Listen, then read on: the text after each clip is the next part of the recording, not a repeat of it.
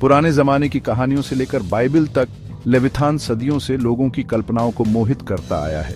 यह रहस्यमय प्राणी, जिसे अक्सर एक विशाल समुद्री सांप के रूप में दर्शाया जाता है, बहुत बहस और अटकलों का विषय रहा है। क्या यह एक असली जीव है, एक पौराणिक जानवर, या किसी और चीज का प्रतीकात्मक प्रतिनिधित्व? यह निबंध लेविथान के रहस्य में उतरता है, इसकी विभिन्न व्याख्याओं और विश्वास और संस्कृति में इसके स्थायी महत्व की खोज करता है। लेविथान की उत्पत्ति का पता प्राचीन निकट पूर्वी पौराणिक कथाओं से लगाया जा सकता है, जहां इसे अक्सर अराजकता और आदिम शक्तियों से जोड़ा जाता था। इन कहानियों में लेविथान एक भयानक प्राणी है जो प्रकृति की अदम्य शक्ति का प्रतिनिधित्व करता है। बाइबल में भी लेविथान का जिक्र है, लेकिन इसका चित्रण अलग है, जो धार्मिक महत्व से ओतप्रोत है। लेविथान के बाइबल के वर्णनों की जांच करके, उनकी तुलना झांत जीवों से करके और इसके प्रतीकात्मक निहितार्थों का विश्लेषण करके हम इस गूढ़ व्यक्ति और आज हमारे जीवन के लिए इसकी प्रासंगिकता की गहरी समझ प्राप्त कर सकते हैं। लेविथान के रहस्यों को उजागर करने के लिए हमारे साथ एक यात्रा पर निकले। बाइबल के लेविथान में जाने से पहले प्राचीन निकट पूर्वी साहित्य के संदर्भ में इसे समझना जरूरी है। प्राचीन दुनिया राक्षसी प्राणियों के मिथकों और किंवदंतियों से भरी हुई थी, जो अक्सर अज्ञात और प्रकृति की अदम्य शक्तियों का प्रतीक होते थे। लेविथान इन प्राणियों के बीच अपनी जगह पाता है। बेबीलोनियाई, उगारिटिक और कनानी मिथकों के साथ समानताएं साझा करता है। बेबीलोनियाई सृजन महाकाव्य में भगवान मर्दुक राक्षसी देवी तियामत को मार डालते हैं, जिसे अक्सर एक बहुसिर वाले सांप के रूप में दर्शाया जाता है। यह परमेश्वर की लेविथान पर विजय के बाइबल वृत्तांत को प्रतिध्वनित करता है, जो अराजकता पर एक दिव्य विजय के साझा मूल भाव पर प्रकाश डालता है। इसी तरह उगारिटिक बाल साइकिल में समुद्र देवता यम के साथ तूफान देवता बाल की लड़ाई का वर्णन है, जो अराजकता और अव्यवस्था से जुड़ा एक और राक्षसी सांप है। ये प्राचीन मिथक बाइबल में लेविथान को समझने के लिए एक पृष्ठभूमि प्रदान करते हैं, जो इन पुरानी परंपराओं को आकर्षित और रूपांतरित करता है। जबकि अन्य संस्कृतियों में लेविथान अक्सर एक अजेय शक्ति का प्रतिनिधित्व करता है, बाइबल का लेविथान अंततः भगवान की शक्ति के अधीन है, जो सभी सृष्टि पर निर्माता की सर्वोच्चता को उजागर करता है।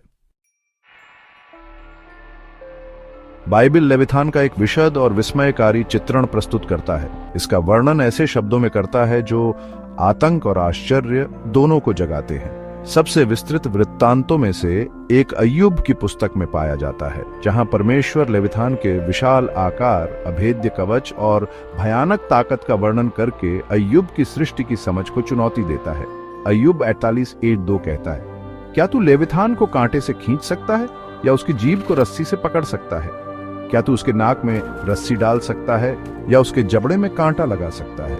ये अलंकारिक प्रश्न प्राणी की विशाल शक्ति और इसे नियंत्रित करने के मानवीय प्रयासों की निरर्थकता पर जोर देते हैं। पाठ आगे लेविथान के अभेद्य तराजू, उसकी उग्र सांस और समुद्र को उबलते कढ़ाई की तरह मथने की उसकी क्षमता का वर्णन करता है। अन्य बाइबल अंश लेविथान के स्वभाव की झलक पेश करते हैं। भजन संहिता 72:14 में परमेश्वर द्वारा लेविथान के सिरों को कुचलने और इसे रेगिस्तान के जीवों को भोजन के रूप में देने का वर्णन है, जो आदिम अराजकता और उसकी अंतिम हार के संबंध का सुझाव देता है। यशायाह 26:1 में परमेश्वर द्वारा लेविथान भागते हुए सर्प को दंडित करने का चित्रण है, जो इस्राएल के दुश्मनों पर न्याय का प्रतीक है। भाग 4 मगरमच्छ परिकल्पना, एक शाब्दिक व्याख्या। लेविथान के विशद वर्णनों ने विभिन्न व्याख्याओं को जन्म दिया है, शाब्दिक से लेकर प्रतीकात्मक तक। कुछ विद्वानों का प्रस्ताव है कि लेविथान एक झांत प्राणी को संदर्भित करता है, जिसमें नील मगरमच्छ एक प्रमुख उम्मीदवार है। मगरमच्छ का विशाल आकार, शक्तिशाली जबड़े और बख्तरबंद खाल बाइबल के वर्णन के कुछ पहलुओं से मेल खाते हैं। इस विचार के समर्थकों का तर्क है कि अय्यूब में उल्लिखित उग्र सांस एक लाक्षणिक अतिशयोक्ति हो सकती है, जो मगरमच्छ की गर्म दुर्गंधयुक्त सांस या जिस तरह से उसकी खर्राटे धुएं जैसे धुंध पैदा करती है, उसे संदर्भित करती है। इसके अतिरिक्त कुछ अंशों में लेविथान का पानी से जुड़ाव मगरमच्छ की व्याख्या का समर्थन करता है। हालांकि बाइबल के वर्णन के कुछ पहलू आसानी से मगरमच्छ के अनुकूल नहीं होते हैं। उदाहरण के लिए, समुद्र को उबलते कढ़ाई की तरह मथने की लेविथान की क्षमता किसी भी झांत मगरमच्छ से कहीं अधिक बड़े और अधिक शक्तिशाली प्राणी की ओर इशारा करती है। इस विसंगति ने कुछ विद्वानों को वैकल्पिक व्याख्याओं का पता लगाने के लिए प्रेरित किया है। भाग 5, झांत से परे। एक प्रागैतिहासिक प्राणी के रूप में लेवायथन। मगरमच्छ परिकल्पना की सीमाओं को देखते हुए कुछ विद्वानों का प्रस्ताव है कि लेविथान एक विलुप्त प्राणी का प्रतिनिधित्व कर सकता है, संभवतः एक प्रागैतिहासिक समुद्री सरीसृप।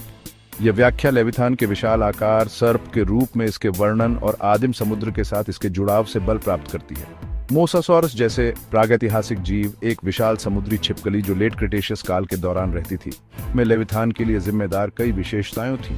इन विशाल जीवों, जिनमें से कुछ 50 फीट से अधिक लंबाई तक पहुंचते थे, के शक्तिशाली जबड़े थे जो नुकीले दांतों से पंक्तिबद्ध थे और अपनी गतिविधियों से पानी को आसानी से मथ सकते थे। हालांकि पेचीदा प्रागैतिहासिक प्राणी की व्याख्या अटकलबाजी बनी हुई है। बाइबिल लेविथान को किसी भी झांत विलुप्त प्रजाति के रूप में निश्चित रूप से पहचानने के लिए ठोस प्रमाण प्रदान नहीं करता है। हालांकि यह संभावना कि बाइबिल के लेखकों ने ऐसे प्राणियों के साथ प्राचीन मुठभेड़ों से प्रेरणा ली जो मौखिक परंपराओं के माध्यम से पारित हुई, लेविथान के रहस्य में एक और परत जोड़ती है।